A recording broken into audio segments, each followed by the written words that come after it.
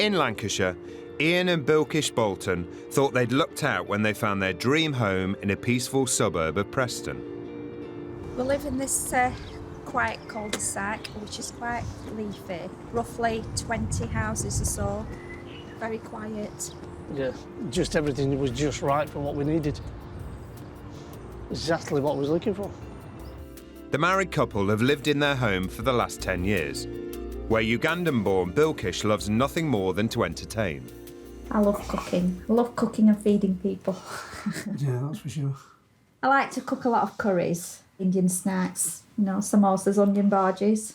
Yeah, things like that. I love it. Yeah, but your best one's meatball curry, isn't it? Yeah. Food and friendships play a big part in their lives.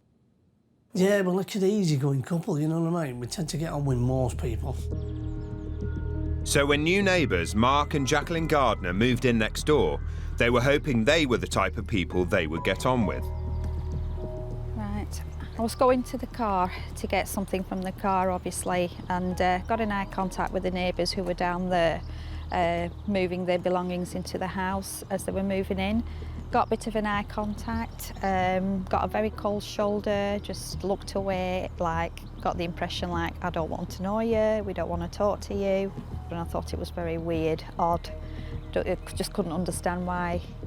Mark Gardner and his family didn't want to appear on camera, but he was happy to talk to us by phone. He recalls their first meeting very differently. I don't remember it that way at all. I mean, I remember them introducing themselves when we moved in and we said hello and stuff like that. I didn't invite them round for tea or out like that, but we certainly didn't give them the cold shoulder. For a few weeks, things were quiet between the neighbours, but not for long. I was sat here watching the TV, then suddenly we like hearing music going loud. I mean, like really loud, to the point where I couldn't even concentrate on my own TV because it was just going bump, bump, bump all the bloody time. So what I decided to do is do the right thing, go speak to the next door neighbour and just ask him just to turn it down. Knocked on the door. And the door's opened. I saw it was Jacqueline. Jacqueline answered the door. I just asked her, said, can you please turn the music down? And dead blunt, dead rude, just went no and slammed the door straight in my face. I just thought, I can't believe how rude it is, and just went back into my own house. And then when I got back in, it was still absolutely banging again. And I mean proper banging. And if anything, it actually went a bit louder and just continued like really late on into the night. Tired and angry, Ian's solution was to fight fire with fire. Following day, what I decided to do was get a speaker, set it up, sound system, put speakers against the wall. So I thought, right, I can give them something that Dave gave me. Put it onto a repeat, nice and loud, a track that's a dead thumping bass on it, and went out to work and left them with it. Mark Gardner remembers the track well. He recorded it on his mobile phone. Yeah, this is what we're getting through the wall now. You see, nothing on the drive, nobody there. They've both gone out.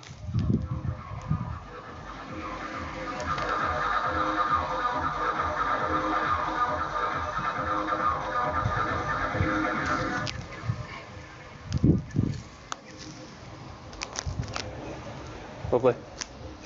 And he's the one who wants us to turn our music down. Hypocrite. After leaving the music blaring all day, Bilkish returned to a nasty surprise. I came home from work, tried to get in the house. The keys won't go in the lock. I thought I might have got the wrong key, tried every key I had in there. I just couldn't understand what was wrong, so I rang Ian up. I arrived home from work, checked the locks, and it was obvious both locks had been glued. I was absolutely livid over it because it was obvious because of what I'd done with the music. It had been actually done by our next door neighbour. It was just arrived home. We called the locksmith, and while the locksmith was thinking, we called the police as well because it was obvious what had been done. While we were waiting for them arrived, Jacqueline Gardner arrived home, grinning her head off. Ian and Bilkish were sure they knew the culprits, but they had no evidence. So Ian decided to take action. That's when we put our first camera up at the door. We didn't trust him one bit. Before the camera caught any activity, Bilkish couldn't believe her ears when she overheard a conversation between Jacqueline and her dad. I was just upstairs in the bedroom to close the window, and I seen Jacqueline's dad dropping the kids off from the school. And just for a split second, I heard Jacqueline laughing as well, and they were talking, and he turned around and said, I would glue the locks again, no problem at all, that was easy peasy. And I thought, right, got you, you bastard. How dare, you piece of shit. Mark Gardner denies having anything to do with the locks being glued. I'd heard that they'd made that allegation. I think it might have been my wife talking to her dad, but as far as I'm aware, they were just talking about the fact that something had happened next door. Mark says Bilkish had got the wrong end of the stick, but the tit-for-tat battle was about to escalate into all-out war. I heard a knock on Jacqueline's bedroom window, so I ignored her. She was trying to get my attention, and the next thing I heard, as I just put the key in the door to get in, I heard a shout from that window, black bitch. And got in the house, and Ian was just coming out of the car, and he said to me, did she just shout something to you? And I said, yeah, she just called me a black bitch. And straight away he said to me, get in the car, we're going to the police station now. 2 hours at the police station and everything, it was just her word against mine, so nothing came out of it. Nothing at all. Mark denies that wife Jacqueline shouted the abuse. Police questioned my wife and found that there was no substance to it. But the alleged name-calling has left Bilkish in despair. Just dread coming home with all the abuse I've been getting lately. I try and stay out as long as I can. Just hate coming home. I'm just a prisoner in my own home. Verbal abuse was one thing, but physical damage was another. Going out one day, got to the car, saw a big scratch right across the driver's door. And there were scratches all across the bonnet.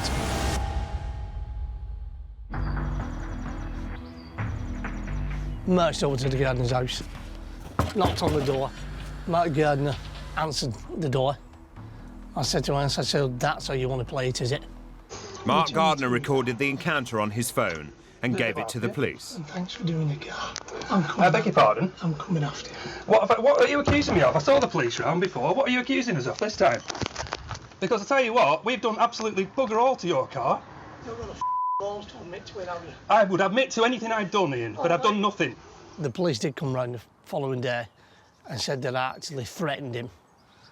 To be fair, I don't know. What is wrong with you two? I'll tell you what. Kathleen, will you go? Please shut up. Get off my property. Nothing off Get off my limits now. property. Nothing. What's that supposed to mean? Is that a threat? Are you making threats now? Huh? Is that right, Ian? Are you threatening me? Thanks for that.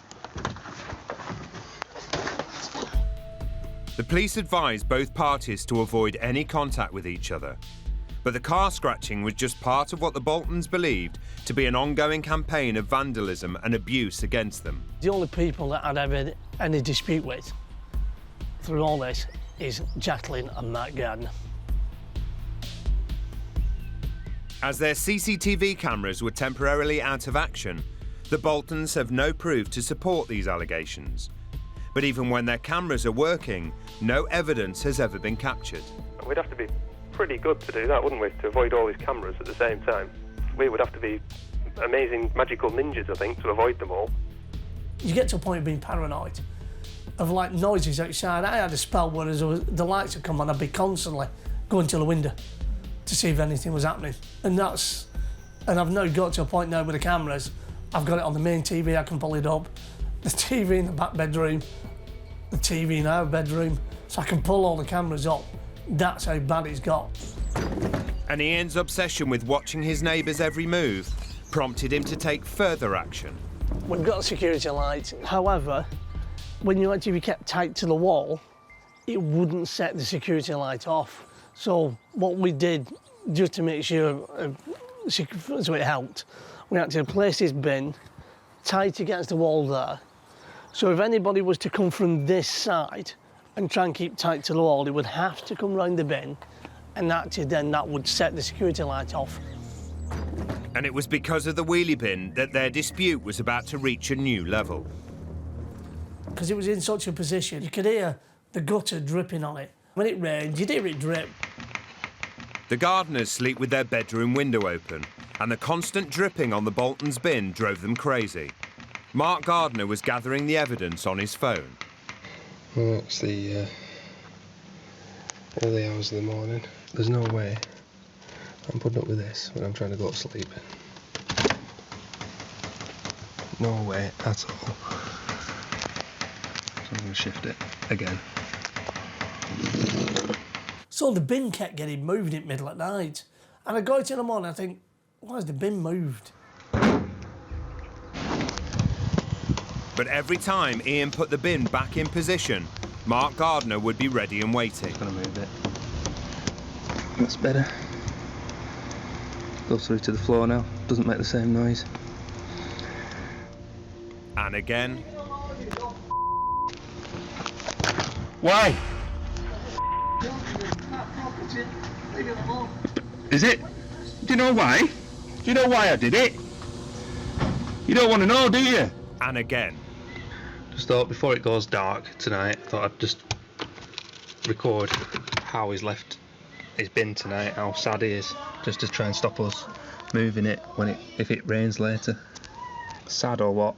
Squashed right up to his van. Could still yank it out if I need to later on. And if it's raining, if you're listening, I will be doing.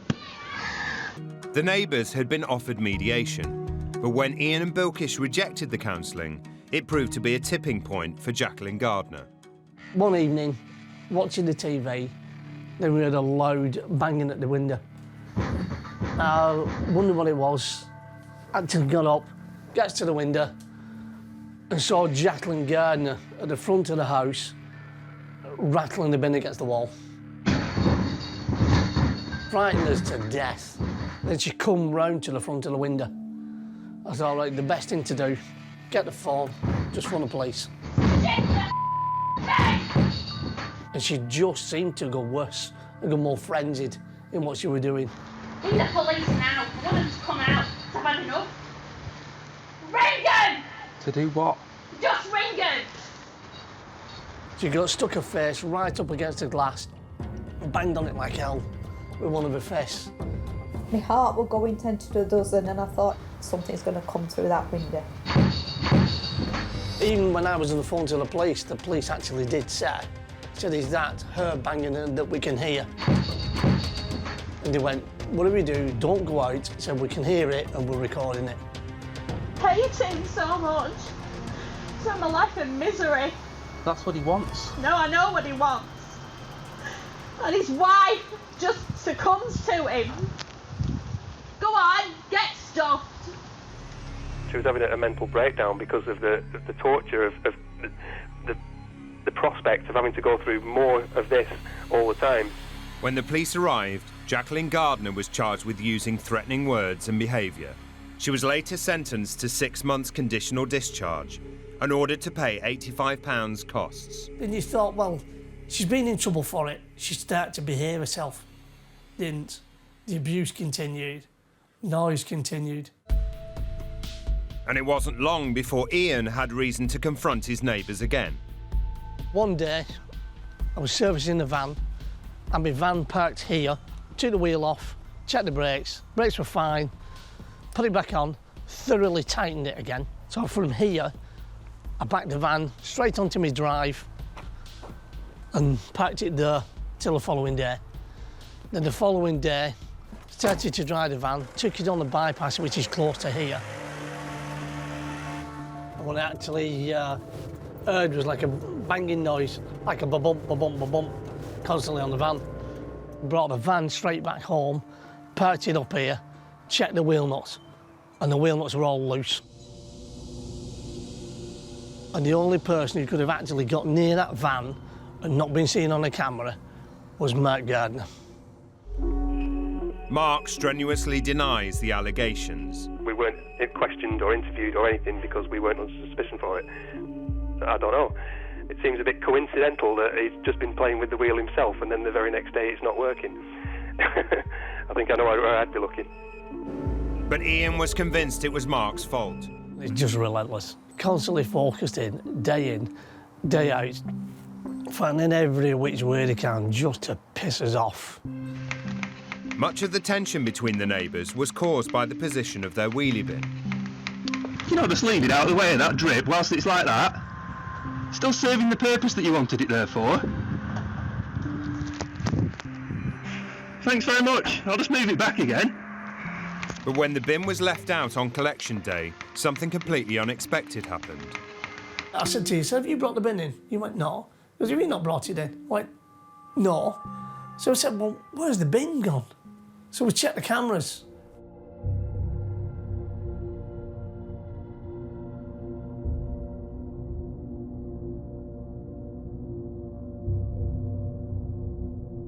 It clearly shows the daughter from next door walking out from their house, across front of our drive, gets a bin and runs off up the street with it. Mark Gardner told us that his daughter was moving the bin out of the road where the bin men had left it. But for Ian, it was the final straw. Enough's enough. So I phoned a friend of mine. I said, look, this has happened. We need to go speak to Mark Gardner. I said, you can be a witness to what goes on. So we're waiting for him outside of where he works. Out of the corner of my eye, as I walked into the car park, and I thought, oh, that looks like Ian Bolton. And I'm like, bloody hell, what's he doing here? Why is he coming after me? And I could see that he had a mate with him. And I was like, oh, what am I going to do here? Ian made his move. I said, you've now getting your daughter to do your dirty work for you. I said, when are you going to stop this sort of behaviour? And he said nothing, carried on walking. Managed to get into the car, and then he banged on my bonnet, and I managed to drive away, and I drove straight down to the Leyland police station and reported it. Then 2 days later, I get an antisocial behaviour ticket. I was stunned I got it. I was absolutely stunned that I got this antisocial behaviour. I think he said he felt threatened. Yeah, he felt threatened. After years of arguments and dispute, it seems there's no end in sight, much to the frustration of both neighbours. It's a bit horrifying when you think, well, somebody can be so aggressive when nothing's been done. These people are unbelievably clever in what they're doing. But I'll catch them eventually. Because they're going to keep doing it. It's literally been horrible living here, and if we were in a position where we could move, we would have moved a long time ago. They just can't let it go. They're just not happy. They have to do something to upset us all the time.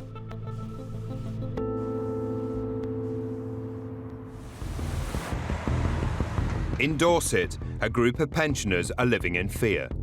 You're stalking me. That's what you're doing all the time. Shut up and move out. The guy's just a bunny. Anybody smaller than him, you know, he sees as a target. And one man is so afraid, he's gone to extraordinary lengths. I bought some video glasses that also had a microphone. I'm watching you, don't worry.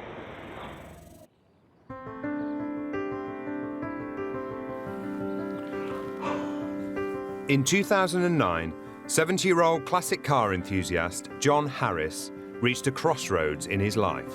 I had cancer that actually went into my bones. So I was in a wheelchair, I couldn't even walk, and completely wasted away. And I started to recover, and I was offered this little bungalow, and I jumped at the chance because I felt it was a chance to rebuild my life. John took the plunge and moved into the bungalow on the edge of Bournemouth with his dog, Lucy. It's a nice, quiet area here. It's mainly retired people. There's a communal garden in front of the house, flower beds with plants, and it's shared by everybody here. John even felt he might make some new friends on the street. When I first moved in, we had a transit van with some of my furniture in, and we pulled up here, and a gentleman came out, I assume one of the neighbours, and very kindly guided the vehicle in, right up to the door. The man was John's new next-door neighbour, Lionel Marray. I thought, well, it seems a nice, helpful, friendly chap, and things should be okay here. But John's good feelings about his new neighbour didn't last long.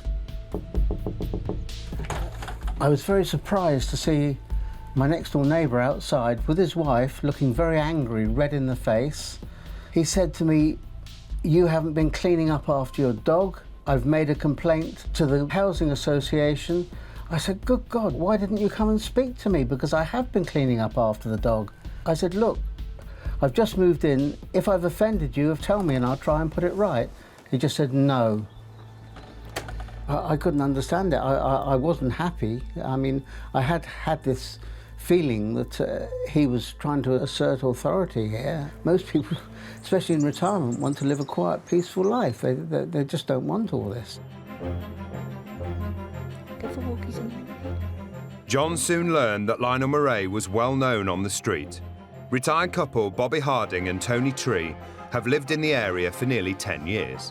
We used to take the dog for a walk, and the dog sensed that somebody was there in the dark, and we used to see Lionel hiding in the bushes through the alleyway. And I said to Tony about it when I came back, and he said, "You're not taking the dog out anymore unless we go together at night, you know, or I'll go take the dog on my own." And that's when we first thought something was strange. But walking her dog one day, Bobby says Lionel's behaviour became even stranger. As I passed the entrance to Lionel's house, he said something to me, and then all of a sudden he called me a silly old hag. And I just called the dog and carried on walking. I got to thinking about what he'd said, and I was extremely angry, and I wanted to go back and face him, but I didn't, because I know that I would lower myself, and I didn't want to cause any more trouble. We invited Lionel Marray to respond to these allegations, but he declined. But according to John Harris, Bobby's encounter with Lionel was just the tip of the iceberg. One day I walked out and I had my Jaguar XJS parked here, and I found the front near side tyre completely deflated. So I started to jack it up, and Lionel Marray came out on his bike here, and I said to him, "Someone's let my tyre down." And he said, "Oh, it's probably just gone down by itself." I said, "No, it hasn't. The valve's been removed." So I said to him, "Look, we've all got to live here. Can we just live in peace, please?" He said, "Oh, he'd had trouble with the other neighbours, and he kept the place clean and tidy, and he didn't want anybody making a mess, and one thing and another." Anyway, I was hoping that things would calm down and it would be okay. I didn't have any proof it was him, but I believe that he'd let the tyre down because he was annoyed that I was running two vehicles. I mean, it's absolutely none of his business, nothing to do with him whatsoever. Despite John's suspicions, the plea for peace appeared to be answered, and calm returned to the street. But his early encounters with Lionel had left a bad taste in the mouth. I'd lost interest in my home. I didn't really feel happy here. I felt somewhat annoyed that somebody could make you feel like that. Anyway, the years went by, and I just put up with it. It wasn't long before Lionel Marray turned his attention to another one of his neighbours. There used to be a really nice hedge here, and we liked it because it gave some privacy to the car park. Drove in one day and it had been cut right down to the ground. I was pretty sure that Lionel Marray had been responsible for this. And I spoke to my other neighbour, and she was upset as well. The neighbour in question, a pensioner who asked for her words to be spoken by an actor, decided to confront Lionel about the hedge. All I said to him was, "We're a bit upset that you didn't ask us. Why don't you just cut the hedge on your bit, where you live?" And he said, "Because I didn't want to." And he said to her, "I can do whatever I want here, and if you try to go against me, I will always win." Over the next 9 months, John's friend believed she became the victim of a campaign of intimidation. But with no proof, she could only suspect Lionel of being behind it. He stabbed and punctured the four wheels of my car. I paid £500 to put a fence up because he kept shining torches through my bedroom window. He's like an old yob, if you know what I mean. John says he witnessed one particularly nasty incident. I used to come over to support her, have a cup of tea sometimes, and one time looked out of the window and I saw Lionel in his window opposite. He was doing this with his finger to indicate she was mad, and putting hands around his neck to indicate strangulation, which was really unpleasant. this man seemed to get pleasure from giving people distress. That's what he seemed to do. John and his neighbour reported the threats to the police, but had no proof to back up their claims. So they decided to try and gather evidence against Lionel, and it wasn't long before they got their first opportunity. One day my neighbour knocked on the door, very upset, and asked me to photograph her arm. She'd walked down the alleyway, and Lionel was walking the other way, and she said he'd viciously elbowed her as they walked by. I was just disgusted. In fact, I did confront him about it. He turned round to me and said, "I'm not talking to you." And I said to him, "No, you'd rather talk to a lady on her own who you can push around." She explained what had happened. Well, I was very, very angry. I felt like facing Lionel and having it out with him, but I was advised by this person not to intervene. Once again, the police were called. But despite another resident witnessing the altercation, no action was taken against Lionel. We invited him to respond to this allegation, but he declined. Things were just getting worse. The situation was escalating. Obviously, this assault wasn't happening every day, but he was certainly at his window pulling faces and mimicking her and generally harassing her. Scum of a neighbour. He's a big man, a big, strong man, and I lived on my own with my little dog, and I'd done nothing to him. And I thought it was disgusting. I thought she can't breathe, she doesn't know what to do, she can't come out of the front door without him aggravating her. And I felt I wanted to say something, but it was none of my business, and I didn't want to get involved too much.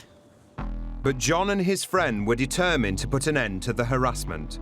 And together, one afternoon, they sensed an opportunity. We looked out of the window. We saw quite clearly Lionel destroying one of the washing lines in the communal area.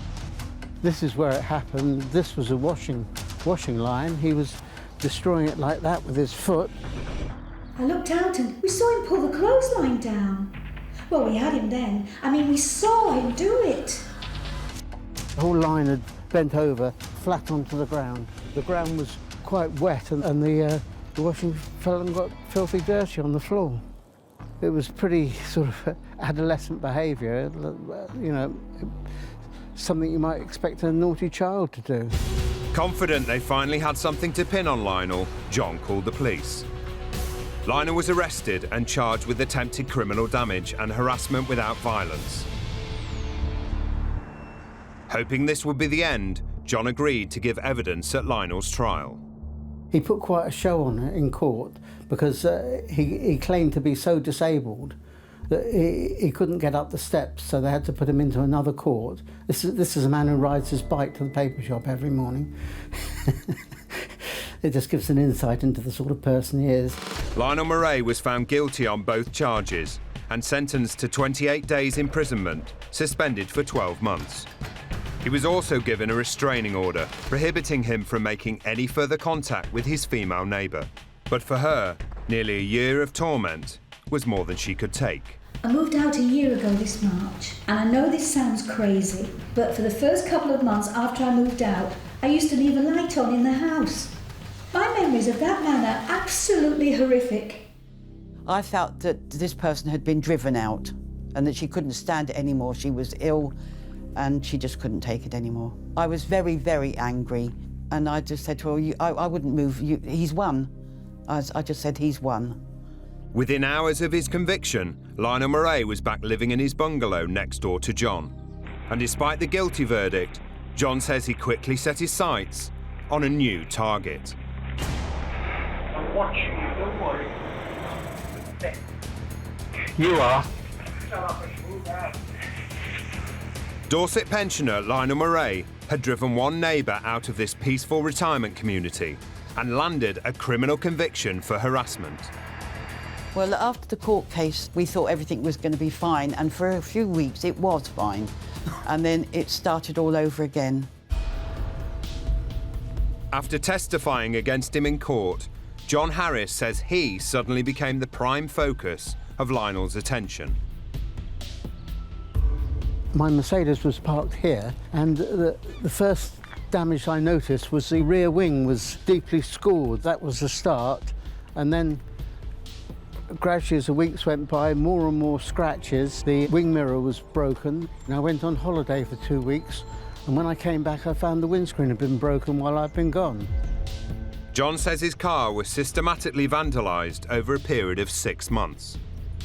The petrol cap had been forced open, and either water or some contaminant had been put in the fuel, and I just couldn't carry on with it anymore. I had to sell it cheaply as spares or repairs. It just broke my heart. And it was after this court case where I was a witness, and I'm pretty sure I was being targeted. When we put these accusations to Lionel Marray, we received no response. But John's good friend Howard knew all about his problems with Next Door. I know he's slightly older than me, but guy's just a bully. Anybody smaller than him, you know, he sees as a target. And Howard was determined to stand up for his friend if Lionel ever overstepped the mark. I arrived here one morning to collect John, just walking along, you know, minding our own business.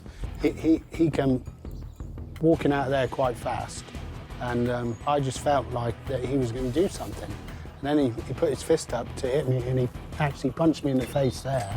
After he'd done that, he was trying to punch me some more. I've just pushed him to one side with my hand like that, and he's fallen down there, you know, defended myself against him. Having heard the altercation, Lionel's wife phoned the police. I got in my vehicle, drove off, got about half a mile up the road and was arrested by the police for assault. Basically, I got took off to the police station and he got took off to the hospital. After questioning Howard and speaking to other residents who'd witnessed the fight, police were satisfied that Howard had acted in self-defence, and he was released without charge. Did you punch him? I think I might have punched him, yeah. Because of his size, he just thinks he can pick on people. The fight did nothing to ease the tension on the street. And more than a year on, John claims to have suffered daily intimidation from Next Door. Every time I walked from the car park, he was outside watching me. I reported to the police that I was being stalked, and I explained it to them, and the police said they couldn't do anything without evidence. John was at his wit's end. As a last resort, he took matters into his own hands. I bought some video glasses that also had a microphone, and I used them every time I walked from the car park. I'd press a button to start the video, and then put them on, and walk through here. For the past few months, John has been building up a collection of video evidence. Lionel would be outside, sometimes dropping his false teeth in a disgusting way. Then he started to make comments. You probably end up in the asylum anyway. You scum of a neighbour. Telling me I ought to commit suicide. He didn't like living next door to scum, and I should be in an asylum, all sorts of things like that. Really unpleasant and uncalled for. No, you the one that's... John has shown his secret recordings to the police, but so far, no action has been taken against Lionel Marray. The police have said they're not prepared to do anything unless there's threats of violence, which I'm not at all happy about, because from the videos it's obvious that I'm being stalked. We invited Lionel Marray to take part in this programme and to respond to these allegations, but he declined. I just find it so unbelievable that a man could behave like this in a neighbourhood that's a quiet place and not get any repercussions from anything. Definitely describe him as a bully, no doubt about that. And he seems to pick on weaker people. I feel I'm being abused on a daily basis, and there's nothing I can do about it. So I'm really stuck in a hole. With the problem ongoing, John continues to watch and record his neighbour. Why did you commit suicide? I just wanted to start again. I really didn't want this harassment. I haven't done anything wrong. He's made my life a misery here. Loxley Valley in South Yorkshire is an area of outstanding natural beauty, much of it designated Greenbelt land. It's provided a lifelong home to Andrew Triet. Andrew was born in this house 54 years ago and now shares it with his wife and 2 sons. This is the house I grew up in. Nice quiet street, overlooking Loxley Valley. a good area to grow up in. It's not really altered much over the years. His neighbour moved into the house next door with her partner and son in 2009. Everything was fine. I thought they were going to be good neighbours. The house next door had been owned by the neighbour's family since 1978, and she'd lived there before. Andrew had known her since she was 18 years old. She's been not a bad person to talk to sometimes when she wanted to speak. But recently, it's like been as if she's had something against me. Andrew has no idea why his neighbour's attitude towards him changed over the years. But when his neighbours had moved back in next door, they extended their driveway, a subject which later came up in conversation between the two men. He said he'd had someone complain about his drive, that he'd extended himself, so I got the feeling that he was asking me if it were anything to do with me. I said, no, I don't know anything. I don't know why anybody would want to complain. Andrew felt his neighbours didn't believe his denial. And it was after that when the trouble between their families began, especially when his neighbour's son took up a new career. I noticed one day that he bought a van. He kept parking it there on bottom of his drive. He started collecting scrap. I gave him as much scrap as I'd got and just let him get on with it. But not everyone locally seemed to be as supportive of a new business venture. One evening I was watching TV and I heard some smashing, glass breaking outside. So I went towards the window. I could see two lads climbing up the wall and smashing his van with baseball bats. I was shocked and surprised. It was obvious he'd upset someone, so I decided to be a bit more wary and install 2 cameras to try and protect my own property. It made me think that this isn't the neighbourhood it used to be. As the scrap business took off, there were more and more disturbances from next door. It did make some noise, more or less nearly every day in the morning or late at night. He'd start moving his scrap about on the van so he could make more room to collect more the following day. Andrew was starting to lose patience, but when the noise kept his wife awake, it was the final straw. My wife was in bed one night, trying to get some rest. She was trying to recover from cancer. I could hear him making a noise, and my wife shouted, "Tell him to be quiet." So I went outside, onto the front, onto the path, but he'd already got in a car and drove off. I was annoyed, really annoyed. He knew my wife had cancer, but he just don't care about anybody. He's got no respect for anybody other than himself. But it wasn't long before Andrew did get the chance to have it out with his neighbour. I was on my way to work one morning and I could hear his van coming down the avenue. I got to here and I noticed that he flicked a cigarette through his window. And everything that followed was captured on Andrew's CCTV cameras. That's my son's car there. He's come past in his van. He throws a cigarette out. It's my son's car. I thought, well, he's done that deliberately. He's just trying to damage a car. It's typical of him. I went to my car. He was just getting out of his lorry. I looked at him. I said, "Good morning." He looks at me and says, "What's it got to do with you?" I'm shocked. I can't understand why. And he says, "Your wife, Slag, she's reported me to council." I says, "No one's reported you to council." But he still carries on shouting abuse. He starts saying, "You've had it, you're dead."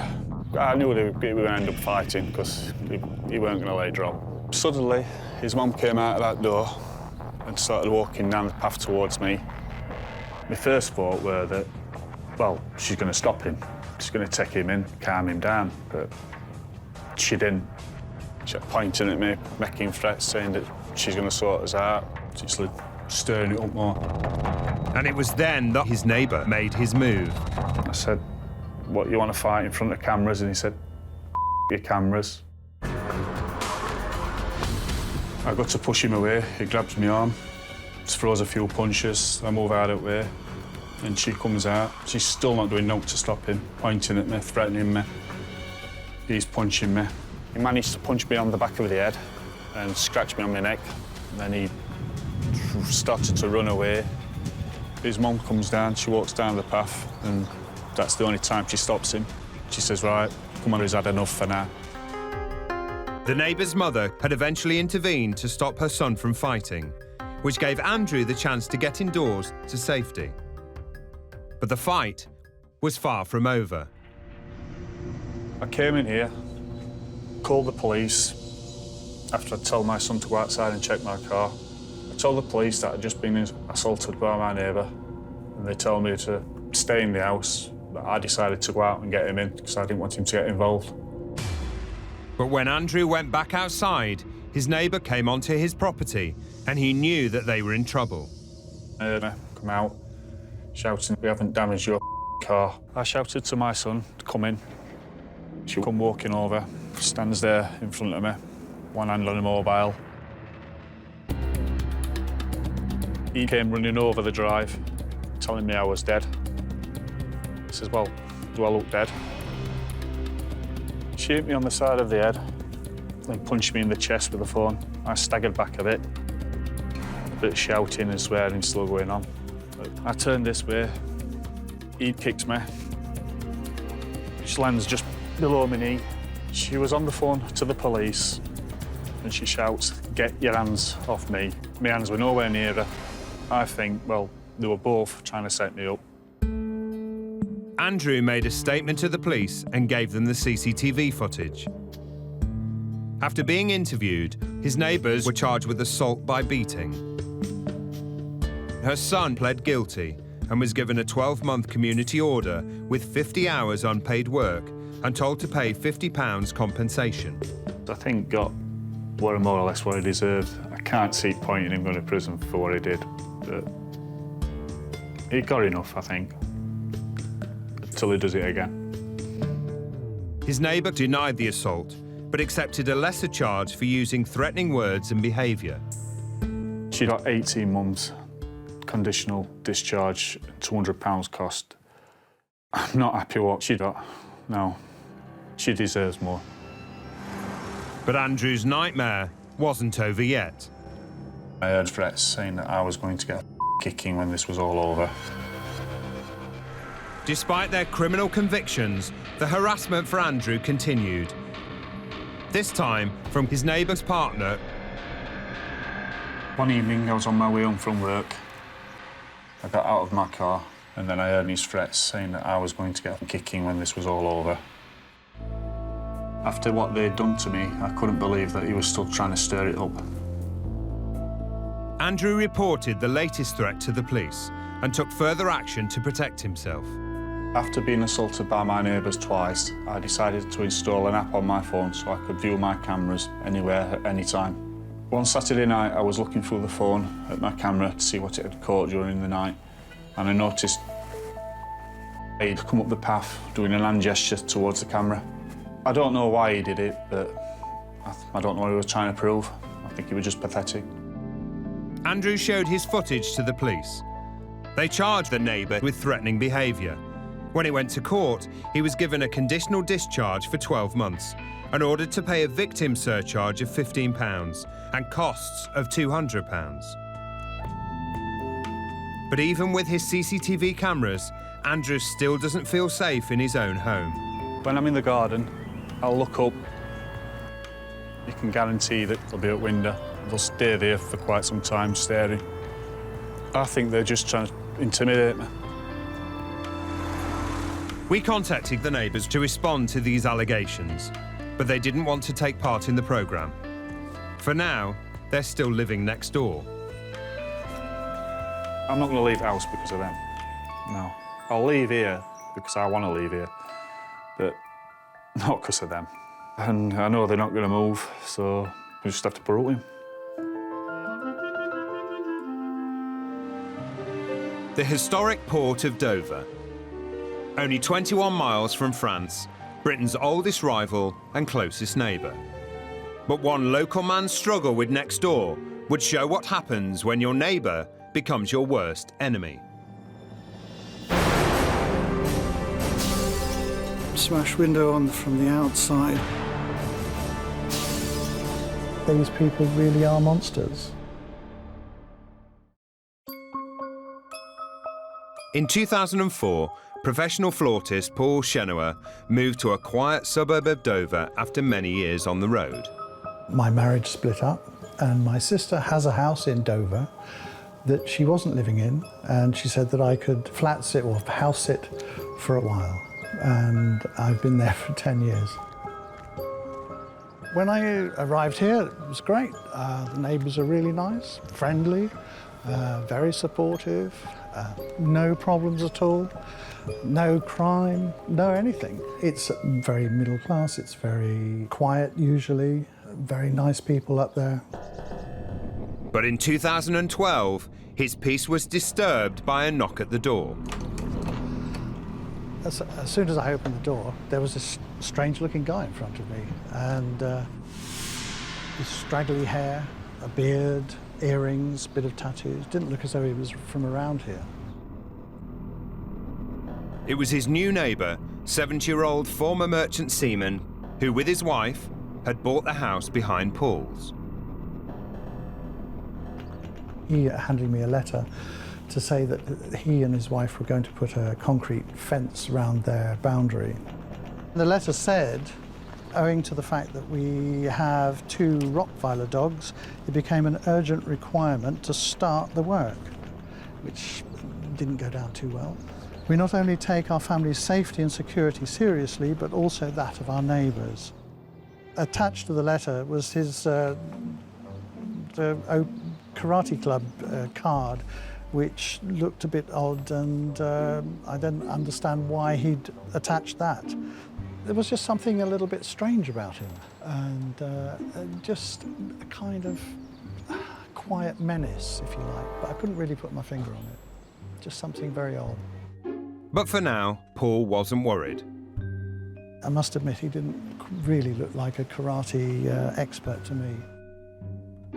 Despite the strange introduction, Paul was happy with the plan. The fence needed to be replaced anyway, and we just didn't think anything more of it. The neighbours built the new concrete fence, and all was quiet for the next 2 years. So Paul was shocked when he came home one day to find builders in his back garden. I went to the window and I saw the fencing contractors starting to rope off the bottom part of my garden. I couldn't believe what they were doing. The contractors were digging foundations for a new fence, which would give part of Paul's garden to his neighbours. The contractors were stood right here, and I came out and said, well, what on earth are you doing? And they said that they'd been contracted. And I said, you cannot do this. You can't put a fence up on my land. And they said, you've got to take this up with the neighbours. Outraged, Paul got his solicitor involved immediately, and hours later served the builders with a letter demanding the fence construction was stopped. They'd said that they'd hand the letter on. And I just thought, well, that's with the solicitor's letter, that was the end of it. So when Paul came back from work the next day, he assumed the old border would have been replaced. I couldn't believe it. Came out and I saw that they had stolen the land. This bloody fence that they put up, totally unnecessary. And on my land, I just couldn't believe it. What cretins. The neighbours' new fence meant they had taken 120 square feet of Paul's garden. They were just taking absolute liberties, and with no consultation, no anything, just assuming that they could steal the land. I could see that there's no possibility of any negotiation or talking, so the only obvious solution was to go to court. Within days, the neighbours received a court summons for their activities in Paul's back garden. But 2 weeks later, Paul found problems would move to the front garden. I was on my way to work, or to go to work, and then I just saw these 4 flat, bloody tyres. The car had been completely vandalised, and I was just absolutely gobsmacked. It was as though somebody just kicked me in the guts. I thought it could only be attributed to the couple. But 8 days after his tyres were slashed, Paul received a sinister letter. The letter says, this couple cause criminal damage to cars and property. They are bullies and very intimidating. Do not, capital letters, confront them. Be careful and stay safe. I thought it was from another neighbour, but as all the neighbours had got this letter, we didn't know where it had come from. But then when I read it again, it felt as though this was actually coming from themselves. I was really scared. I didn't know what they were going to do next, didn't know what they were capable of.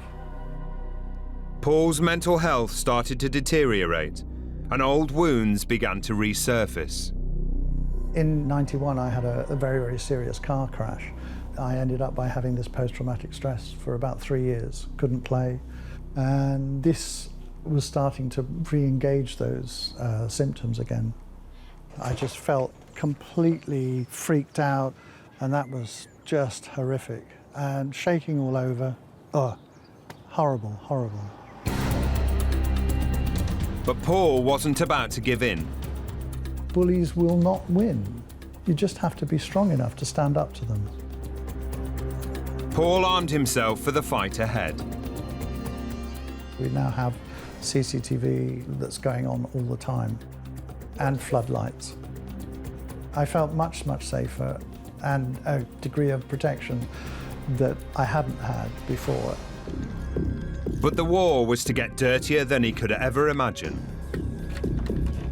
So I came home and opened the door, looking at the post, and in amongst the post there was this brown jiffy bag, and I opened it up very gingerly, and then this stench of poo hit my nostrils and it made me almost vomit, I can tell you.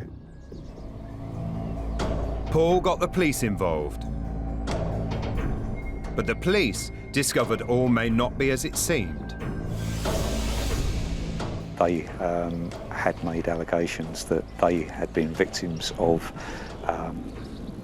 graffiti on a garage door, and that they too had been in receipt of packets of dog poo, and these were investigated.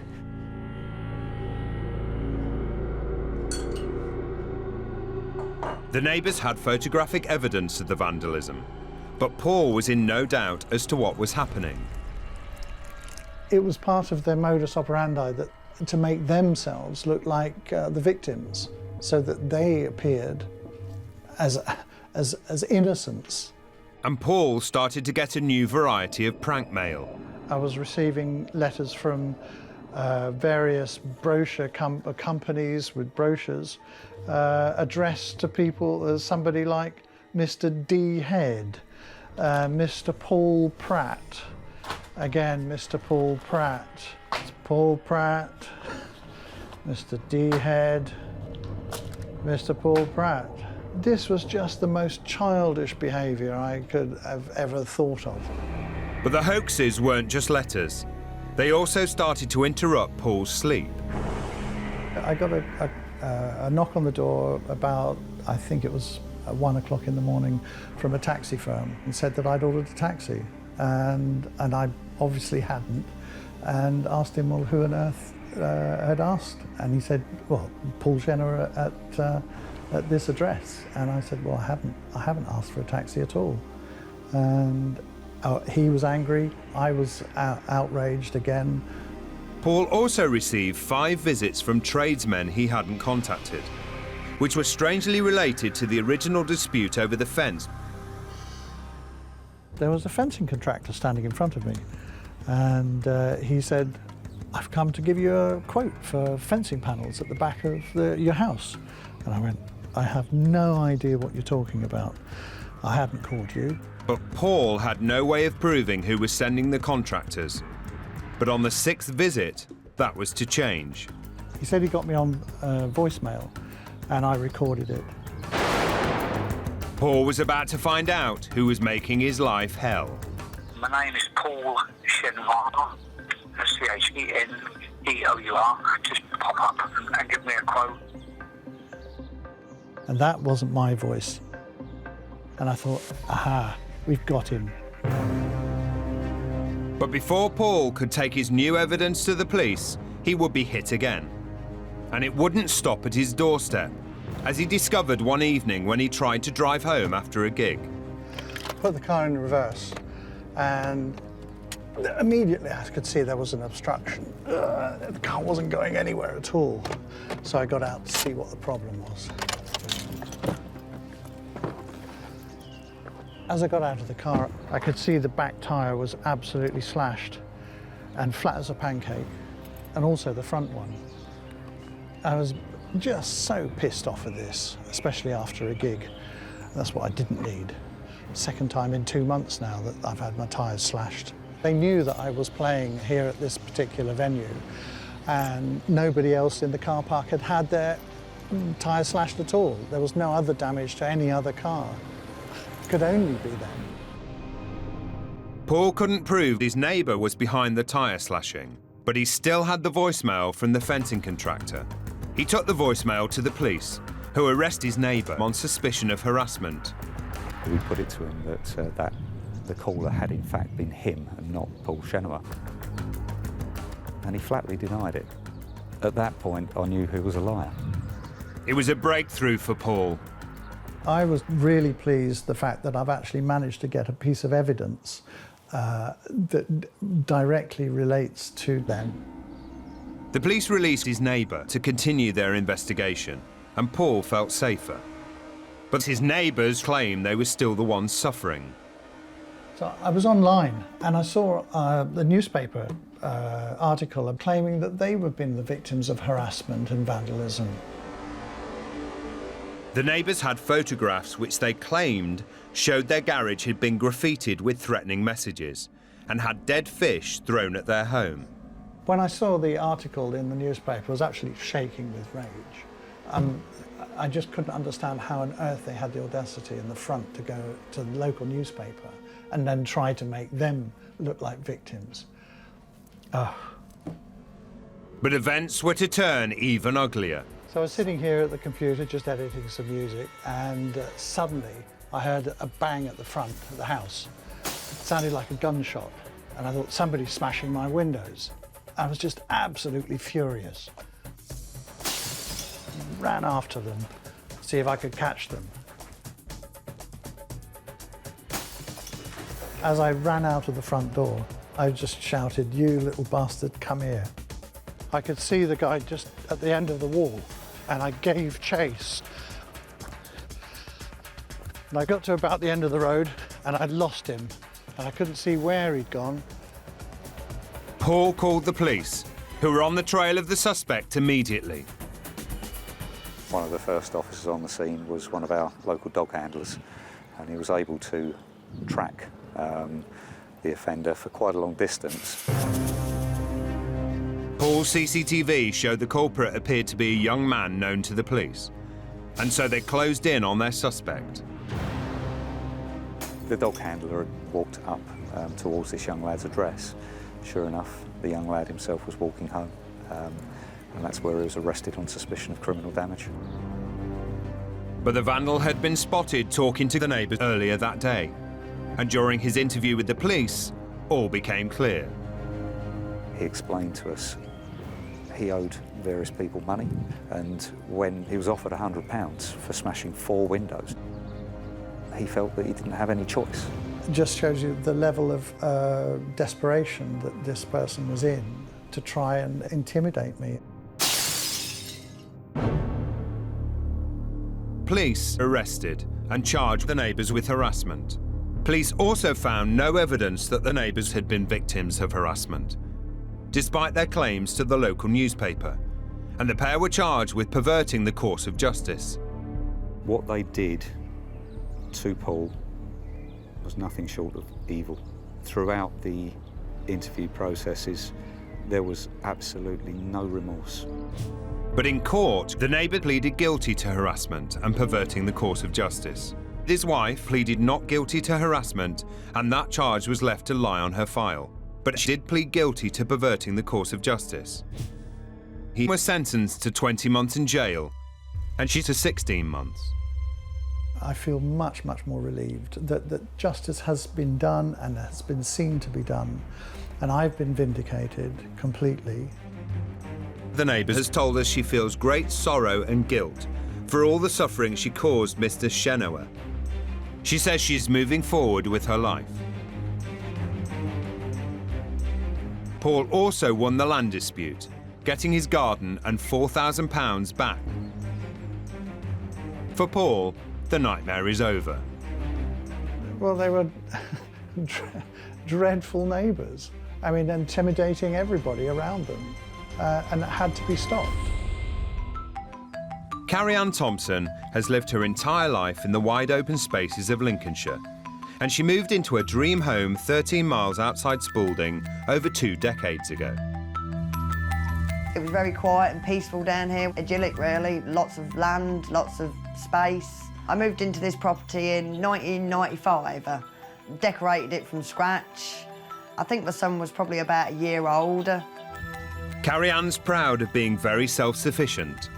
I currently work 3 jobs. I'm a very hard-working person. I don't like to sit around doing nothing. And when she's not at work, Kianne's got enough at home to keep her busy.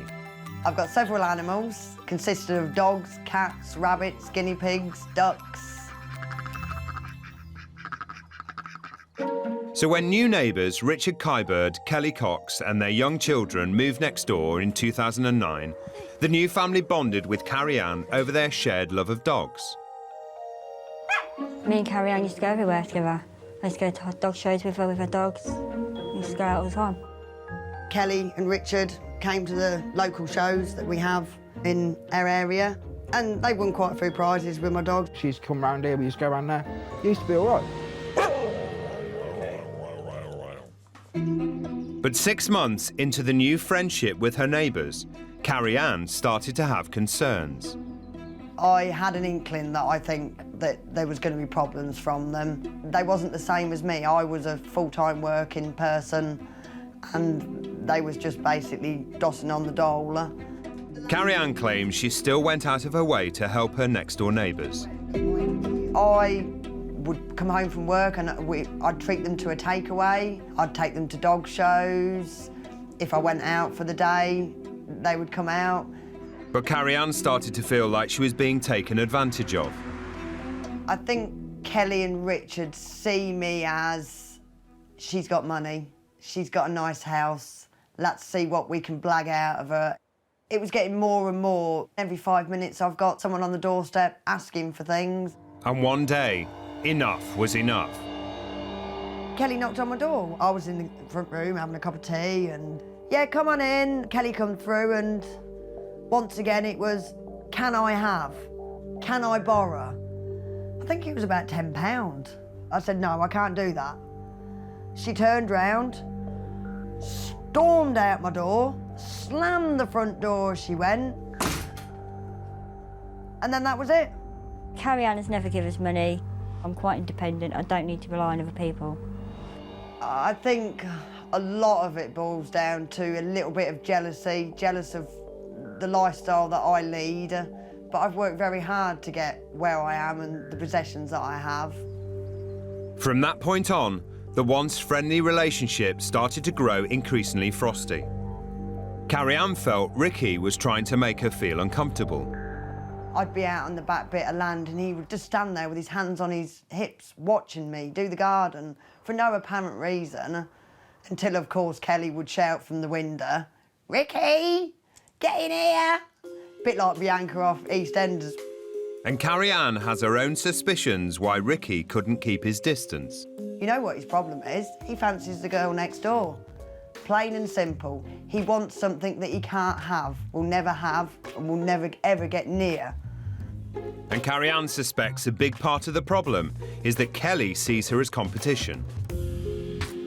She probably feels as though she's going to perhaps lose her man one day to the girl next door, but I can assure you that's not going to happen.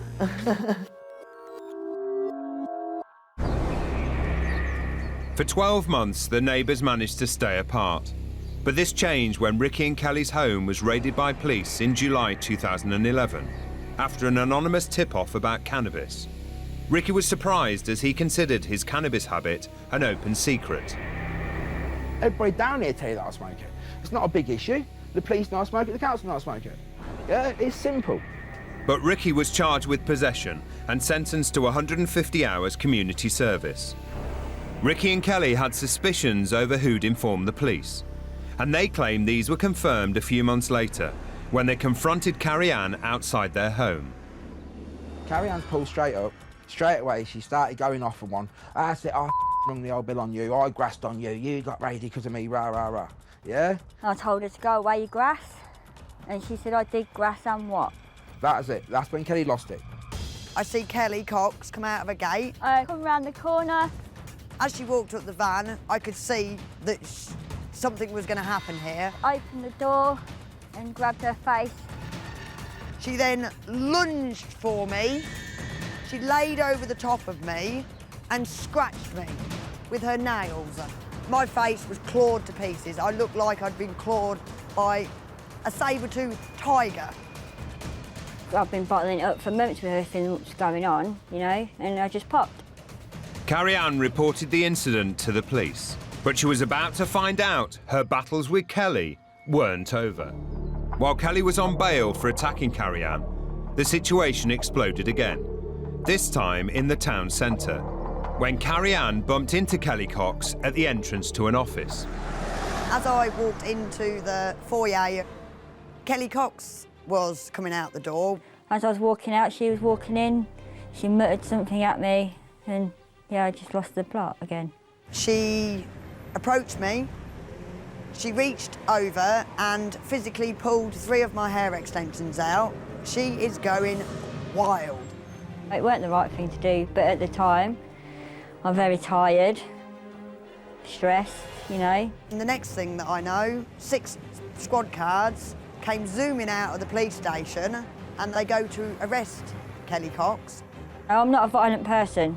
I'm not. I've got a lot of patience and it takes a lot to get me going. And yeah, she just pushed all the right buttons that day. Kelly was charged with assault for both attacks on Kianne, fined £100 and ordered to pay her neighbour £50. She got the retaliation she wanted. She wanted me to get done. You know, I've not got a criminal record until now. After being attacked twice by her neighbour, Kianne was beginning to feel unsafe in her own home. So she installed CCTV for protection and reassurance. I didn't know what else was going to happen, but I knew from then on it was going to be a rough ride that I was in for.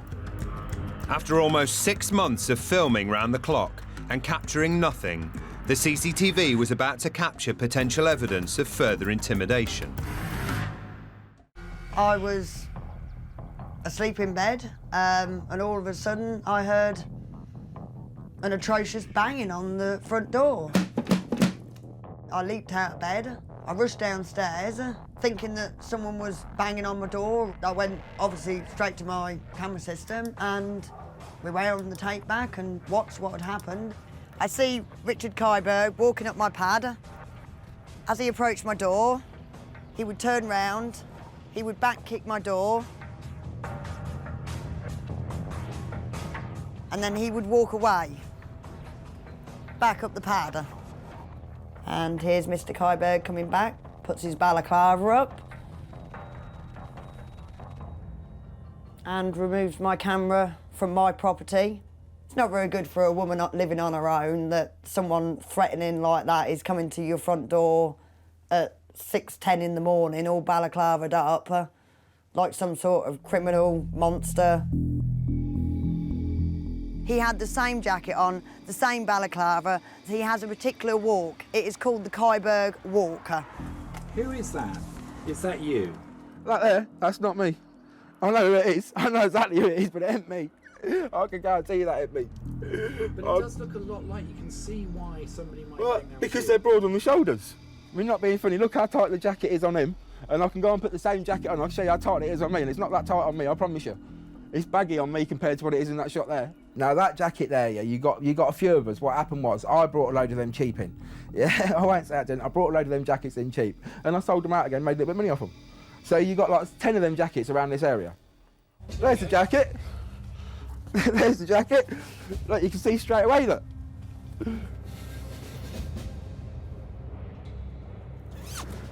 There you go, where's the belly? Where's it pulling tight on me? Where's it pulling tight on me? Kianne was frustrated. Despite suspecting the person behind the threatening behaviour was Ricky, the CCTV footage wasn't enough to prove it. He wants to try and intimidate me as much as he possibly can with all this behaviour, on the hope that he gets his wish for me to move out of my property. Ricky thinks he isn't the issue. 7 or 8 people have gone through this house in 18 years since she lived there, and they've all moved because of her. I haven't done nothing wrong in this, and I've just ended up with one of them neighbours from hell next door. Kelly and Richard came to the local shows that we have in our area, and they won quite a few prizes with my dog. But after the friendship failed and turned to 4 years of arguments, threats and all-out violence, Kianne's dogs were now a bone of contention. Their barking was driving Ricky mad, and he thinks it was no accident that the dogs were noisy. She sits there howling to the dogs. You sit there, you can hear her at 6:30 in the morning, howling herself to set her dogs off. Yeah? My dogs don't bark like he says they do. They made no noise whatsoever. Oh, they're going to prove me wrong. Oh, no.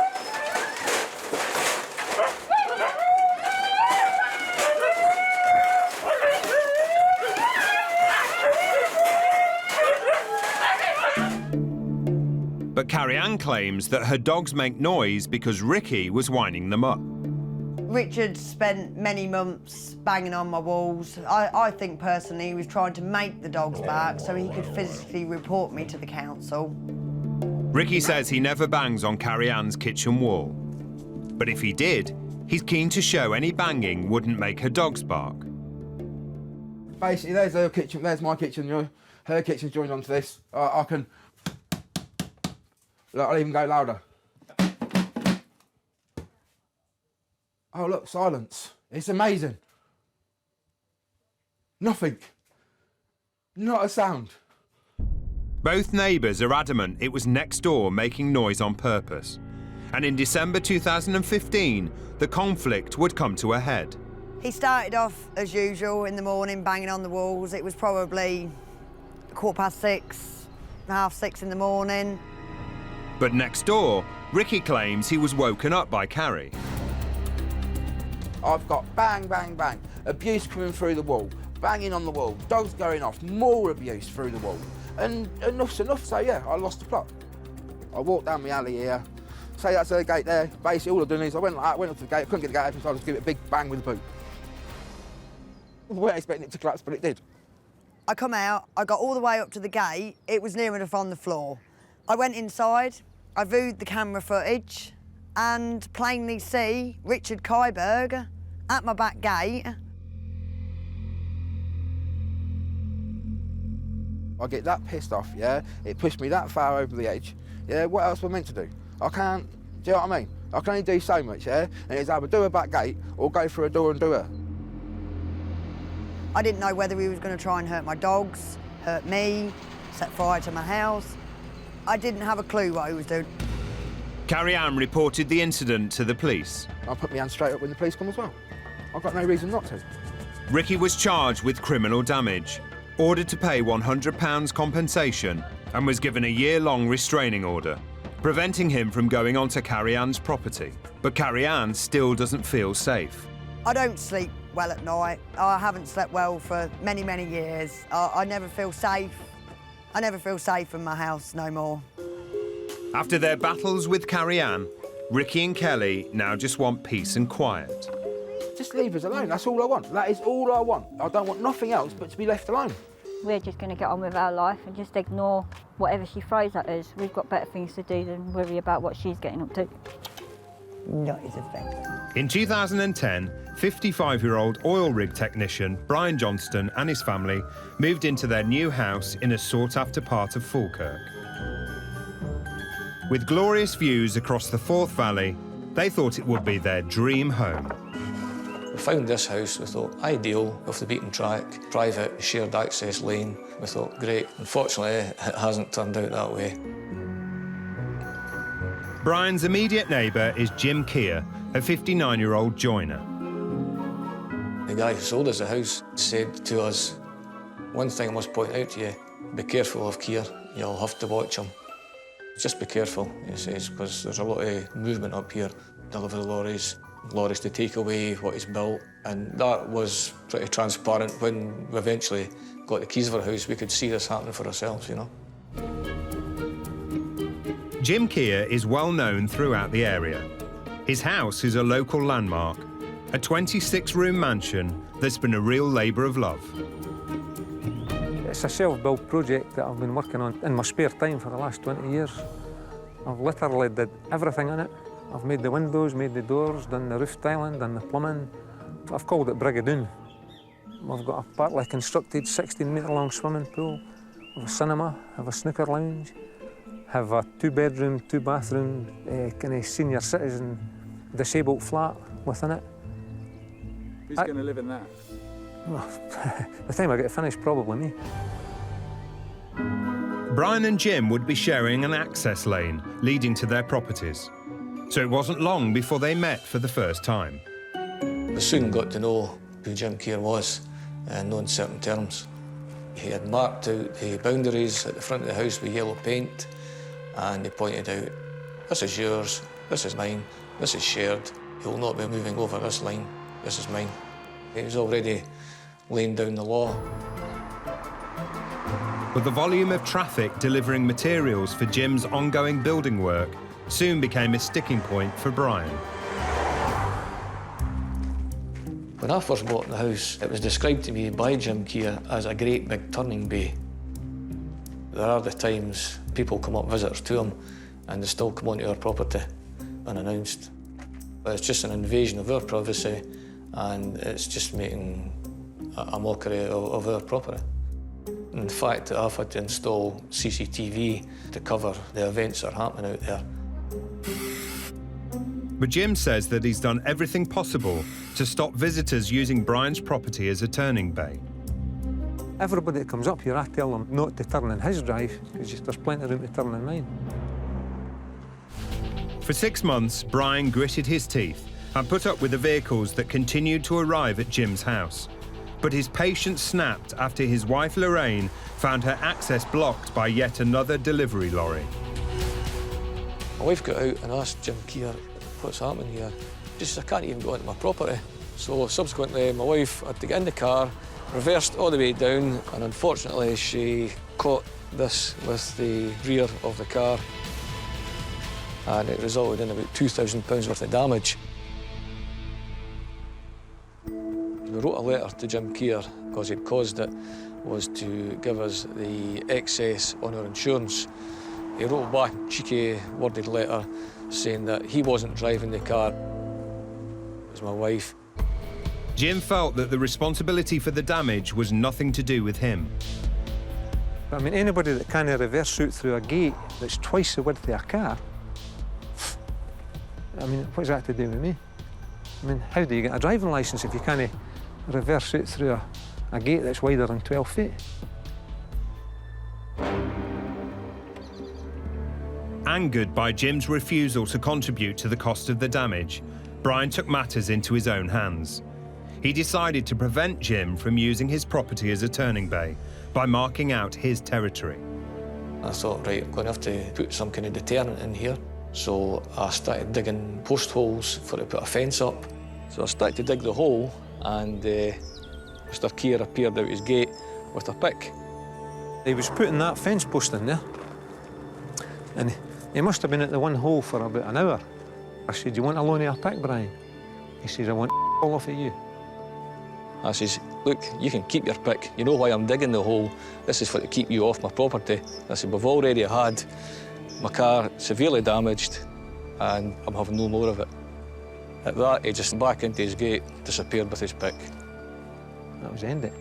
That's the only time I have ever approached that man in 6 years. This is a really friendly village.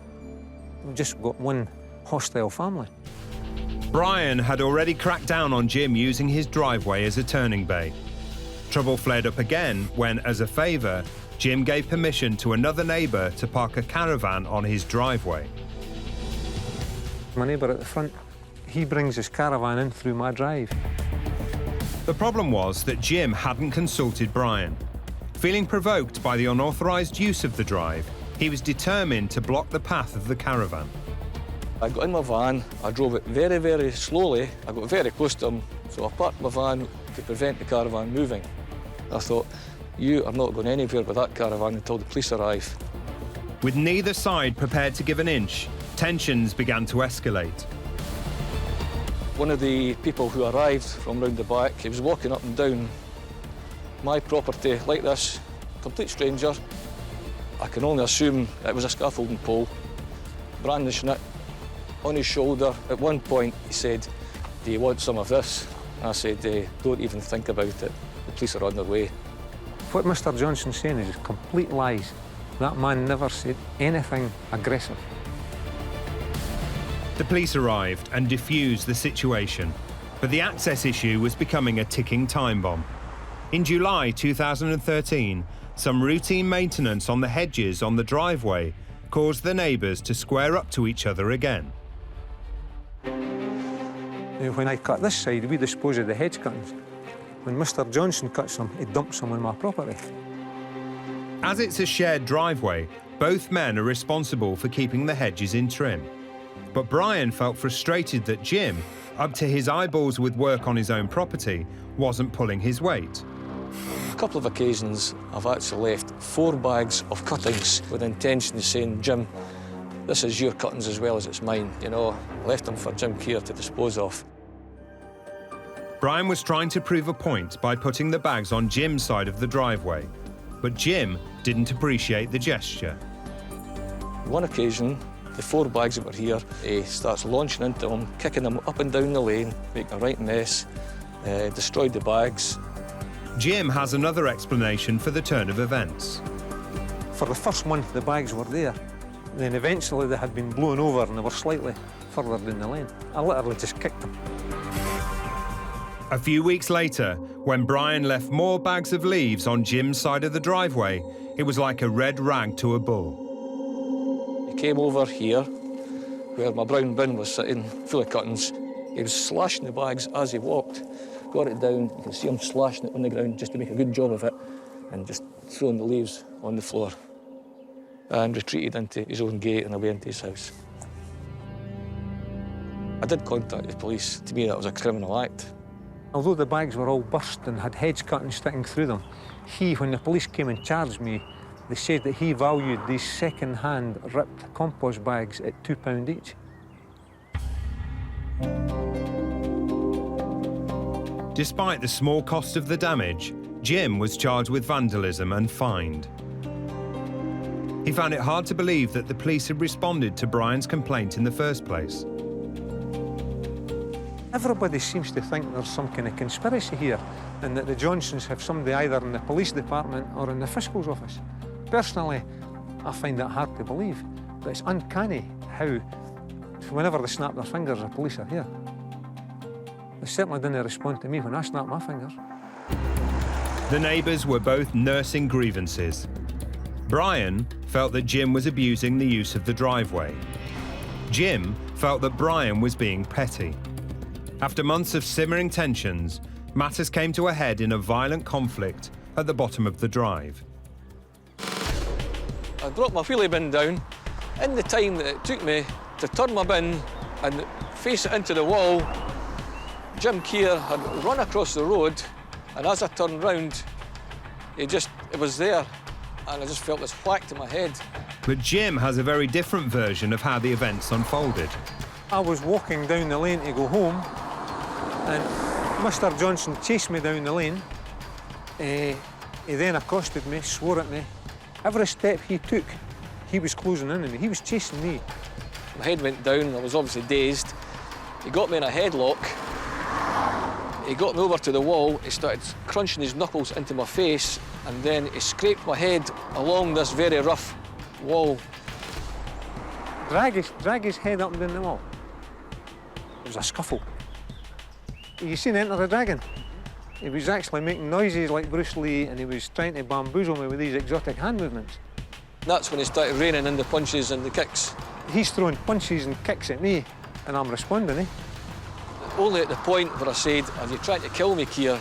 that he let go and stopped it. He picked the time, the place, and he picked the outcome. He didn't get the outcome he wanted, but that's, I mean, what are you going to do? Again, it was self-defence. The incident was reported to the police, but without enough evidence, even they couldn't decide who was telling the truth. Both Jim and Brian were given a 2-year warning to keep out of trouble. It left neither side satisfied with the outcome. It's just bullying. Doesn't care who he picks on, he'll pick on anybody. It just shows the pure mentality of the man. He just wants to do damage. He's a law unto himself, always has been, and as far as I'm concerned, always will be. After their official warnings, both men knew that one breach of the peace could land them in hot water. Despite this, in June 2013, Brian claims that while he was away on business, Jim assaulted his wife. One morning, my wife had been down closing the gate here. Jim Kia came out of his property at the top, and as she started to walk up, he had left with his wheelbarrow with a lawnmower on top of it, with the arms of the lawnmower sticking out. The gentleman that he is, he walked straight down with his wheelbarrow, didn't go out the way to avoid my wife or do anything. He just run the wheelbarrow straight into her, hit my wife in the chest and severely bruised her. Once again, the police were called to an incident between the two neighbours. When they visited Jim Kia, they viewed his CCTV footage. But Mrs. Johnston was like a ninja, stalking me on the outside of the fence. You see it on the CCTV. When she thinks I'm coming out, she backs off, she stands with her arms folded and waits for me to exit. As soon as I exit, she closes the gate I'm about to go out and turns and walks straight into me. And instantly said, "That's assault," and went and phoned the police, and I was arrested for assault. But once the police viewed the CCTV, I was released and Mrs. Johnston was charged. Brian was convinced that Jim would be charged for assault. Instead, Brian's wife Lorraine was charged with wasting police time. Good boy. Although the charge was later dropped, Brian was left with a deep sense of injustice. We've got to keep going down the legal route. That's the way we prefer to go, as opposed to physically assaulting people, which Kia seems to want to do. After 5 years of bitter disputes, the neighbours were well known to the local police. But no one could have predicted the savage turn of events that took place in May 2015. According to Brian Johnston, that night he, his wife and his daughter walked to the end of the drive to meet his daughter's boyfriend. I'm closing the gate, as I always do. At this point, we hear Jim Kia exiting his property. I thought, oh no, here we go. I was halfway down the lane before I was aware they were there, because it was dark, it was 10 o'clock at night. When I went for the handle of the gate, I'm trying to push it open. Every time I'm trying to push it open, Mr. Johnston's at that side pulling it shut. I felt the gate getting jostled and pulled into me, and my wife shouts, "That's assault." I tried to leave. They would not allow me to leave. Mr. Johnston saying, "You're a dead man." Mrs. Johnston shouting. And again, Mr. Johnston and I started scuffling. Brian's daughter filmed the beginning of the fight on her mobile phone. And I felt this almighty pain in my face. It was a punch or an elbow or something. He gets me down, he's raining blows on me, and he kicks me on the head. I mean, I was scuffling with him for, as I say, 10 to 15 seconds. And for the next 10 minutes, I was being verbally and physically abused. He wrestles with Kia, wrestles him off me. He eventually managed to get Kia somehow round the neck. He pulls him over and they fall into this hedge backwards. Kia at this point is throwing his arms about, trying to punch his way out. But Jim claims that he was the one being attacked. I was being pounded before people. The young fella was behind me, had me in a chokehold and had this arm tied up. His wife was punching me in the face. Miss Johnston was kicking me in the legs, and Mr. Johnston was digging his fingers into my eyes. I mean, he wasn't trying to give me a black eye, he was trying to take my eyes out. My finger somehow gets near Kia's mouth, and he takes the opportunity to clamp onto it with his teeth, at which point I'm shouting, my finger, let it go." You could see his teeth, the white of his teeth, as he was biting at my finger. Jim admits that he bit Brian's finger, but claims that it was only in self-defence. I mean, the man was trying to blind me. My hands were tied up, I was being choked, punched, and kicked. He put his finger into my mouth, and just like a drowning man clutching at straws, I bit it. So much blood everywhere. It's all over my clothes, my trousers, my shoes.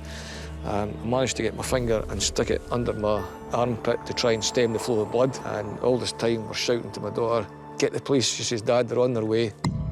The police arrived on the scene within minutes. Jim Kia was arrested and an ambulance was called for Brian. I didn't know the severity to my finger at that point. It was the paramedics who, upon clearing the wound, said, "You've lost your fingertip." Just was needless. He was just a maniac on the night. He just came down here with the sole intention of doing as much damage as he possibly could to me. That's exactly what he'd done. The police found it and just told me basically they couldn't do anything with it. Dead. A day after the assault, I had to go to Forth Valley Hospital and get an operation to partially amputate the finger back to the bone. There's nothing worse than sitting listening to someone crunching back your bone of your finger when you're in severe pain. Jim was charged with assault, and Brian hoped that he would be severely dealt with. As well as the permanent loss of his fingertip, Brian had also suffered a fractured jaw and eye socket in the fight. But insult was added to injury when Jim appeared in court a few months later. He basically said that my wife, myself, my daughter and my daughter's boyfriend had been down the lane with one aim, was to ambush Kia when he was leaving his house, which was total untruth. Despite the two conflicting stories and only the grainy CCTV footage as evidence, the jury came to a unanimous decision. I wasn't there on day 2 at the court hearing. I was relayed the message that Kia had been let off with the charges by the jury. Couldn't quite take it in, still can't take it in. It took 15 members of the jury less than 15 minutes to find me not guilty. They judged that I had acted in self-defence. If my dog had done that to anyone, he would have got put down. He's just getting away with murder. Despite attempts by the police to solve the neighbours' dispute through mediation, so far it's not been possible to get both sides around the table to settle their differences. He thinks he can push people about. Prior to him arriving, I've never seen a police officer. I just take it as it comes, eh? Dangerous person. If you stuck a pair of horns on him, I think that would be quite a good likeness to the devil. He is a nightmare neighbour. It's many people's worst nightmare. A group of new arrivals turn up unannounced, changing the landscape and the mood of a whole community. They are already here for 1 week, and we don't know when they're going to move from here. In Bradford, the residents of this friendly neighbourhood got a rude awakening when, without warning, a group of travellers moved in. Their wagon's door is open, that's why they're playing a music very loud. So it's coming through there. 66-year-old Sudesh Bardvaj moved into this once peaceful street almost 40 years ago and happily brought up her young family here. It was a very good area before. Sometime I forgot my keys outside in the door, but no problem at all. Nobody came in and never ever trouble. The peace of the neighbourhood was shattered when the car park that backs onto Sudesh's garden was invaded by travellers. Is it always this loud? It is loud. Sometimes it's very loud. When you open the window, you can hear very clearly. Daytime, they always play in the ground and making all sorts of the noise. The community had already had one brief visit from the travellers just before Christmas and breathed a sigh of relief when they left. But the sense of relief didn't last long. There was only 2 caravans. I think they just came to have a look at the ground and then gone back. But lo and behold, they decided to turn up on the 7th of January with 7 caravans. Fearful of the travellers' impact on the community, local business owner Rihanna Bisharat confronted them in desperation. I literally ran out and said to them, "This is private land." And she said, "Tough love, call the police if you need to." The car park where the travellers set up camp belongs to the local social club. Because the land is privately owned, police are unable to act. Without help from the authorities, the neighbours were left to clean up the mess, quite literally.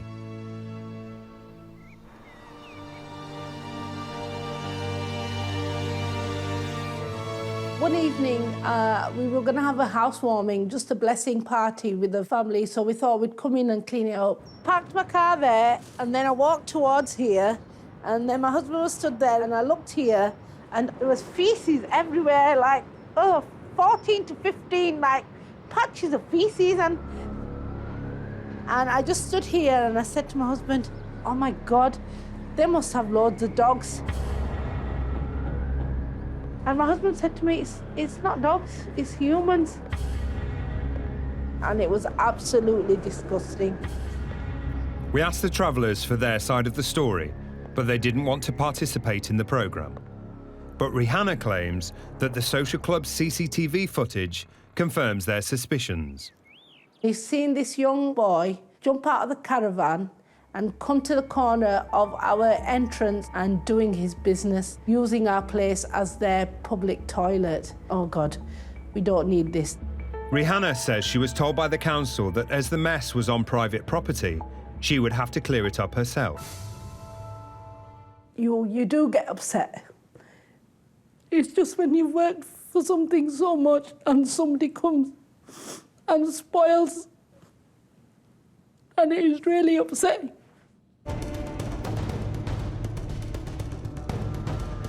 The mess was upsetting enough, but the locals were about to find themselves dealing with something altogether more intimidating. I was having a shower. It's next door is a shower next to the kitchen. And my husband was shouting. I thought he's saying something to me. I said, why are you shouting? You already know I'm in the shower. He said, no, I wasn't shouting you. One boy was coming through this window inside. Sudesh's husband had caught one of the traveller children attempting to break in. My husband saw him. He was shouting, what's you doing here? What are you doing here? So then he saw him. He jumped back and he gone and jumped that wall. Since the attempted break-in, Sudesh and her family have been living in fear. It is scary. When somebody come inside, they can do anything because we live in alone here, me and my husband, and they can attack to us. There might be something happen anytime. We don't know. Local resident Paul Reynard has been coming to the social club for over 40 years. There was a problem from the very start with them. They were treating it as a rubbish dump for the amount of stuff they kept throwing away. Paul says the club's CCTV cameras show how youngsters from the group targeted the back entrance to the building. The travellers' children, one of them came from over the wall down here with a bottle of sour milk, 5 litres I think it was, and poured it all over the floor there. Then ran back up, came back with a carrier bag full of human excrement and threw it on top of it. It had a pole and it was roughly there and it was going like that.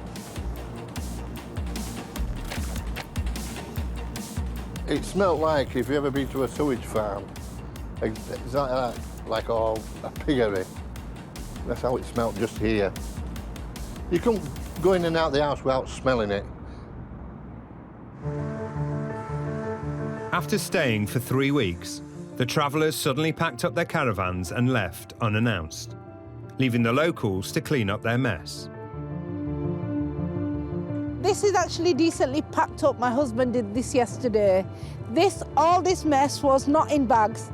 It was on that corner over there in the entrance. So he's had to get his gloves and just clean up somebody else's mess. But the residents aren't counting their chickens. They fear that the travellers could come back at any moment. And next time, they want to be prepared. You've just got to fend for your own self because nobody's going to help you. No one at all. So that's a big lesson that we have learnt. We are having gates put up now because of the incident to stop travellers coming back into the car park. Gates don't come cheap, and fencing doesn't come cheap, and they've got to be good, secure ones to make sure that what we have experienced will never happen again. There's one thing we take for granted about our home, that it should be a safe place. But what happens when your next door neighbour has a temper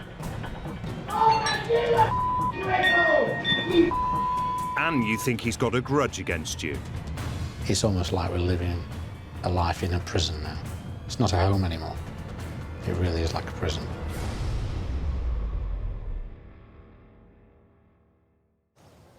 Brian and Jane Johnson have spent a happy married life and brought up their family in their 2-bedroom terrace house in Mansfield in the East Midlands. Yeah, it was lovely to live here when we first moved in. We're very proud of the house, the garden, try and keep it all nice and everything. And we got on well with all the neighbours. All the kids played together. We had birthday parties in our house. And it was a really, really nice community. But after 23 years, the Johnsons got new next-door neighbours, 40-year-old Jason Hedges and his wife. When Mr and Mrs Hedges first moved in, yeah, everything was fine. I think we got along well, quite friendly for a while. But after 9 months of chit-chat over the garden fence, things changed. The first incident that we had with our neighbour, I was outside doing the rabbits, and I looked up and I saw Mr Hedges painting the outside of his house with some red paint. Because we'd been getting on all right with him, I just said, be careful you don't get any of your red paint on my white windy frames. A seemingly innocent remark was about to reveal a new side to their neighbour. And he just let loose with the most tremendous threats and violence. He was shouting at me. It was just totally unexpected. You know, I just couldn't believe it. I couldn't say anything because I couldn't believe that just saying that to him would cause him to go off like that. So then he turned his attention to me and started shouting and swearing at me, threatened to smash my glasses through my face, threatened to jump over the fence and come and smash me in. The man was just crazy. Through his solicitor, Jason Hedges told us he was upset because Jane Johnson told him he wasn't allowed to do his painting. He denies shouting and swearing, but he admits that he told Brian, get your dog on a lead and get her inside. I instantly thought, well, I don't want anything to do with this situation again. I'm not going to put myself in this position, so basically stop talking to him. The Johnsons began to stay out of their neighbour's way, but 2 months later, there was an incident which meant avoidance was no longer an option. I was coming out of my house. By the time I got to my car, Mr Hedges had come round the corner of the houses and he was fuming. Totally irate, very loudly shouting, swinging a hammer. He looked up from the ground when he was walking and he saw me. We looked eye to eye. He grabbed hold of the hammerhead and pulled it close to his chest. I think he was trying to disguise the fact he'd actually got a hammer with him. There was no way I was going to try and drive past him while he seemed to be in that frame of mind.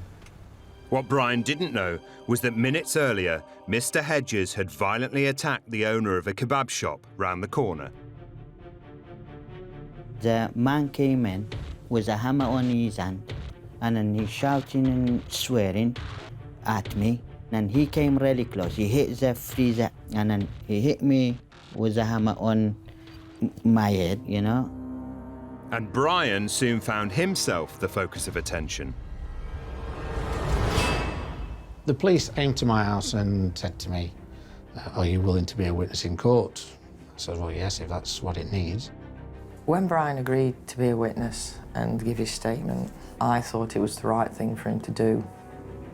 I realised this man who had verbally threatened us on the garden was capable of a lot more than that. Brian was now committed to testifying against the neighbour he already feared. Knowing full well that it's the person that lives next door, you sort of get the feeling this could end up going very badly wrong for you. If I'm totally honest, I was actually thinking of pulling a statement before we got to court, but I decided it's ridiculous. I got to go ahead with going to court and doing everything legally possible to get it known what's going on, because the man can be extremely violent. Jason Hedges claimed it was not a hammer, but a walking stick, but was found guilty of having an offensive weapon, damaging property, and assault by beating. He got a community order, a curfew, and an electronic tag, but no prison sentence.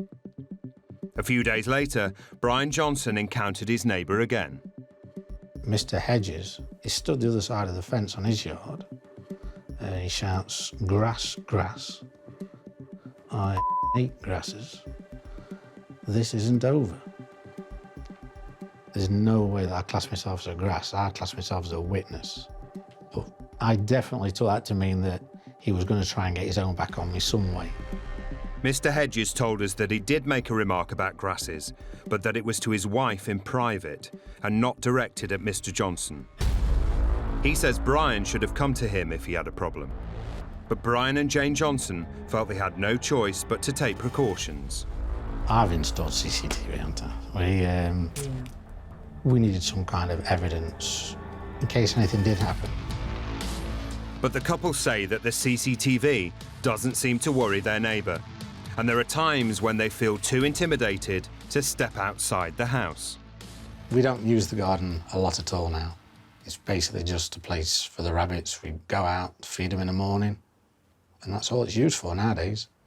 You just don't go out there in fear of whether anything's going to happen from next door. And if we do go out, we'll go out in the car. We try not to walk past our neighbours. With the car as their lifeline to the world outside, one morning, Jane Johnson made a frightening discovery. I got close to it and I felt it as well. I could tell that it had actually been burnt. It was a scorch mark.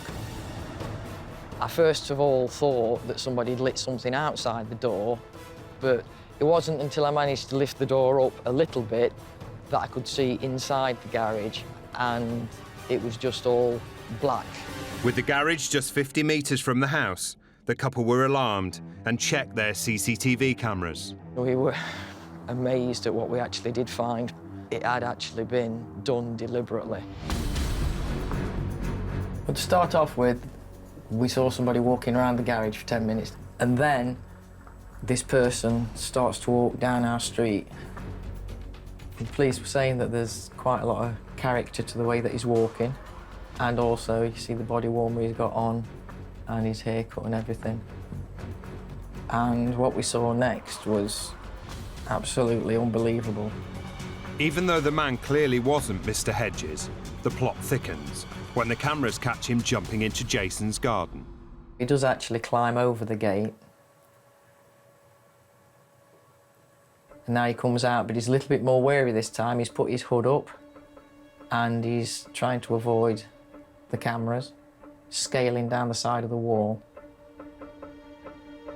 At this point, he keeps darting in and out from the back of the garage. Just going back in now. Yeah, he's just diving behind the garage again. You can just see it flickering there across the bottom garage door, can't you? Yeah, and then this is on. It's so bright that, you know, so obviously whatever accelerant they've used or whatever they're doing there, and then it's still going again. It's just an awful feeling, because fire, it's a terrible thing. The couple contacted the police, but they say little was done. But 2 weeks later, someone was back to have another go. At 2 o'clock in the morning, there's an almighty banging at the gate, dogs going crazy. There was a neighbour at the gate. Basically had to jump out of bed, got downstairs. When I got to the door and spoke to him, he then told me that he'd phoned the fire brigade because the garage was burning. First thing I did was switch the cameras on. I was watching the garage and the flames and the smoke puthering through, and it was just unbelievable. Got changed and went out as quick as I could. By the time I got down the bottom, the fire brigade had actually turned up. You immediately think, well, what's next? You know, is it going to be the house next? Every time I see that video with them explosions, that's what turns my stomach every time. I have never seen anything like that. And to happen on a little friendly street, it's just horrendous. From their CCTV, the couple could see that although the suspect clearly wasn't neighbour Jason Hedges, he did jump into Mr. Hedges' garden just before the first fire. After the second fire, the police sent a forensics expert to examine the footage. She spotted loads, didn't she? Yeah. She spotted that the guy had got no gloves on before he went into Next Door, that when he comes out of Next Door he's got gloves on and he's got a bottle of some kind of liquid in his hand. She spotted things that we'd never seen. And she pointed out to us that our neighbour is actually up at his window pulling the curtain back for quite a long time, but we'd been concentrating on the fire so much that we hadn't noticed. On the advice of the forensics officer, the Johnsons now checked back through all the video before the fires, and one figure grabbed their attention. Straight away, I said to Brian, that's the arsonist. He's got same coat on, everything. He came with Mr. and Mrs. Hedges and got out his car and went in. So we contacted the policeman, didn't we? The police agreed that the man looked similar to the character in the footage. And they arrested him on 2 counts of suspicion of arson. That's right.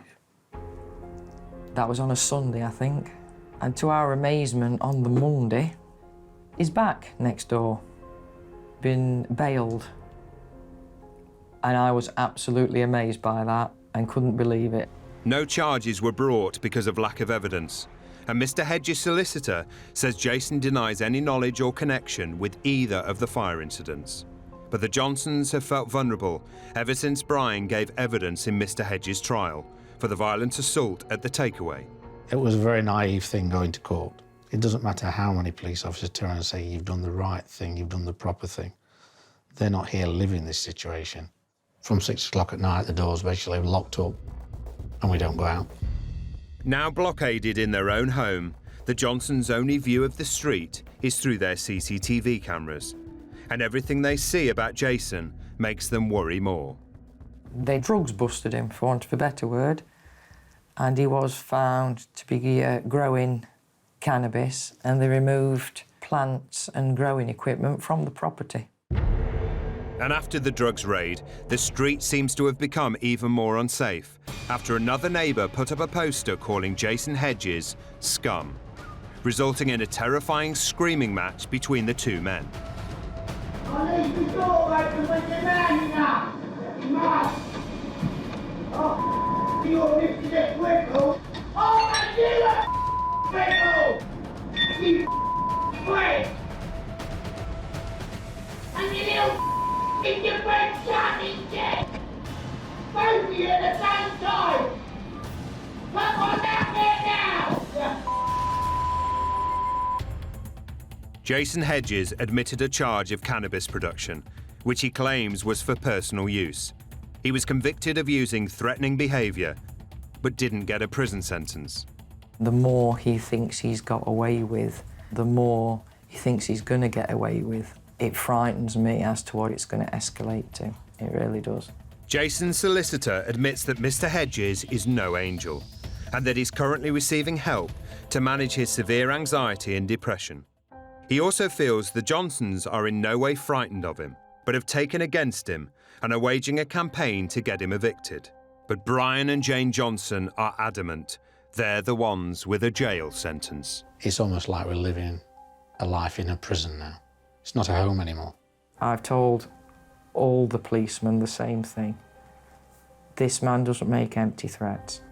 And my biggest fear is that one day when they respond, it will be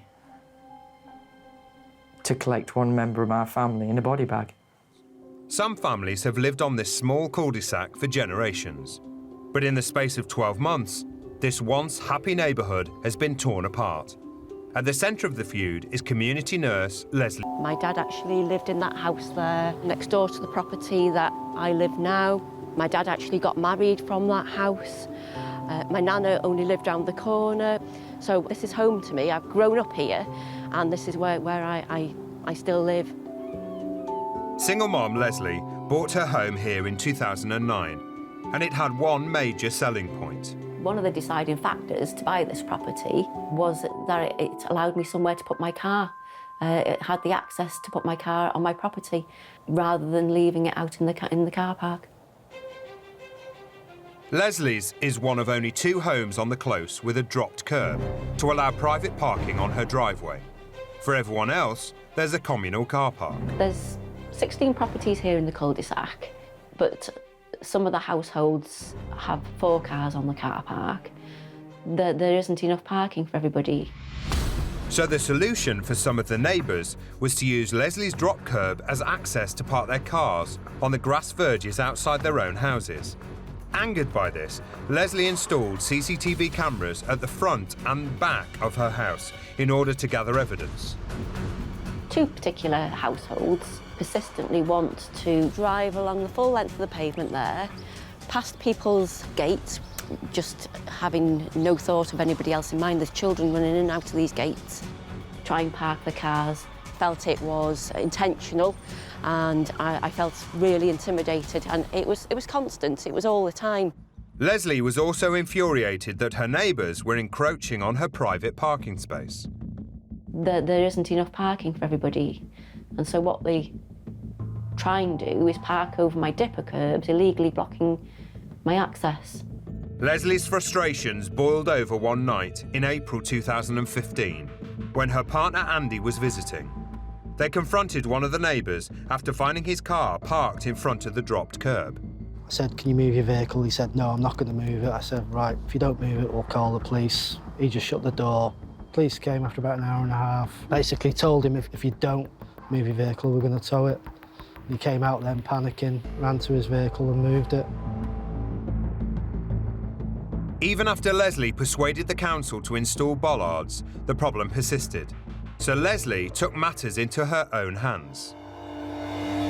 I had to resort to getting the council to putting in a white H-bar. Actually cost me £50 out of my own money. Basically wanted to make it idiot-proof, really, so that people could visually see where they couldn't park. It was clear that Leslie's actions had riled her neighbours. Take as many as you like.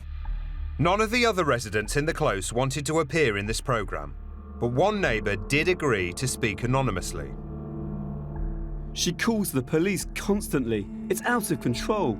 If someone parks on the edge of her drive, she just dials 999. So the police have stopped coming to her. But now she bombards the council with the parking issues. Her white T-bar is 14 feet long. Take into account the 2.5 feet each side of her drop curb, it's an extra car parking space. But if I park on the edge of that drop curb, she calls the police. Even though Leslie's new parking layout was black and white, some of the neighbours chose to ignore it. In the space of just under 3 weeks, I must have reported about 10 to 15 violations of the H-bar. As the dispute dragged on, neighbourly relations went rapidly downhill, and Leslie says she began to suffer abuse. The neighbours have been shouting obscenities, gesturing obscenities with a clenched fist and waving 2 fingers. Leslie felt the entire neighbourhood was ganging up on her and her cameras. After arriving home one day, she claims one of her neighbours made it clear exactly how he felt. He comes out from his property and he sees that I'm actually in my landing window, and the next thing I know, he's actually shouting up at me, "You better watch yourself," pointing and gesturing obscenities, threatening really. With tensions rising in the neighbourhood, Leslie says the parking dispute suddenly took a sinister turn. So I come out one morning to go to work as usual, and I just go to get my car, and I notice there's a whole load of glass on the passenger seat of my car, and I can see that all my passenger windows all been smashed in. There's glass all over the floor, there's glass all over my flower bed. Leslie immediately checked her CCTV from the night before. was evident that the person who did this, they were all masked and all hooded so that they were not recognisable. It just felt like I'd been totally targeted once again. Although Leslie couldn't identify the hooded man, she felt the motive was clear. It was linked to everything that's been going on here. It was linked to the antisocial behaviour. It was linked to about the obstructive parking. It was all linked in that it was a targeted attack on my car and me. Even though Leslie had always enjoyed a good relationship with her immediate next-door neighbours, following her parking dispute with the other residents, things began to change. So I'd been working outside in the garden one day and the neighbours approached me over the fence saying that they'd like to upgrade the fence panels and did I have any objection, seeing as it's my legal boundary. As you can see, there's nothing wrong with the old panels, but to be neighbourly I said, yep, they could replace the fence panels. Once her neighbours had erected the new fence, Leslie had an idea. Thought I'd put a treatment on my side of the fence to prolong the life of the panels, using this colour, which is so close to the natural colour of the wood. Treated all the fences right down at the bottom there to save any rot setting in. I just thought I was being the good neighbour. But as soon as she'd finished treating the fence, Leslie received a visit from next door. So I opened the door and there she is. She's raging, saying that I had no right to put a stain on her fences. Felt quite threatened, really. So I went to shut the door and she put a foot in the door and I didn't know whether she was trying to barge into my house or whether she was going to assault me. So at that point, I sort of moved her out of the way so that I could just get the door shut because I felt really threatened by her. Maybe about an hour later, I had a text and it says, "We have noticed you have painted some of the fences. We're really quite annoyed as one, you haven't asked, and secondly, there are fences and I didn't want them painted." And then about an hour or so later, I get another text. When I slammed the door, she said that was assault, that I hadn't raised any hand to her. All I'd done was get her out of the door so I could close it. It's such a shame as I thought you were nice. Do you want to resolve this issue, yes or no? Leslie ignored the texts, and for a while it was all quiet in the neighbourhood. Then one day, Leslie noticed some suspicious behaviour outside. Her neighbour was taking photos of her front garden, and a few days later, he embarked on a significant building project. I come to have a look out my window and I see the neighbours digging this huge big hole to put his concrete post on my legal boundary. And he's just oblivious to it. He's just carrying on. I didn't go out because he's a big man. He's quite intimidating, so I was scared, really. But once the neighbour had finished for the day, Leslie and her partner Andy went to inspect his handiwork and found that a large trench had been dug alongside her fence. So Andy and I came out and just to see what had been happening, really. We noticed a trench here. We also noticed that actually, whilst he was digging that trench, my gas pipe had actually been bent. Foundations had all been chipped away as well, near the house. And we noticed the CCTV had been pushed up, so we weren't able to film what he'd actually done. Andy quickly repositioned the camera to capture their neighbour's next move. He'd actually ripped out my picket fence from my concrete post. Put his own post, yeah, his own panel in. This here is my concrete post. It was sold to me with the house. This is my legal boundary. Leslie confronted her neighbour about the work he'd carried out without her permission. His reaction was caught on her CCTV. He was going ballistic. He said if we dared move his new panel out of that post, we'd be dead. We both felt threatened, you know. Well, I felt personally petrified. So Leslie phoned 999. And they advised to just move ourselves from the situation and go into the house. Leslie wanted action over what she considered to be criminal damage. The police investigated and gave her their verdict. North Wales Police don't get involved in boundary disputes, and that they weren't going to press charges. Leslie says that the relationship deteriorated further.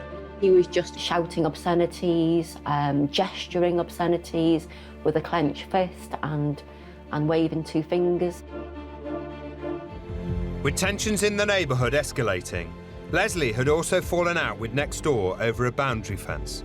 But when Leslie and partner Andy carried out work in their back garden, tempers flared.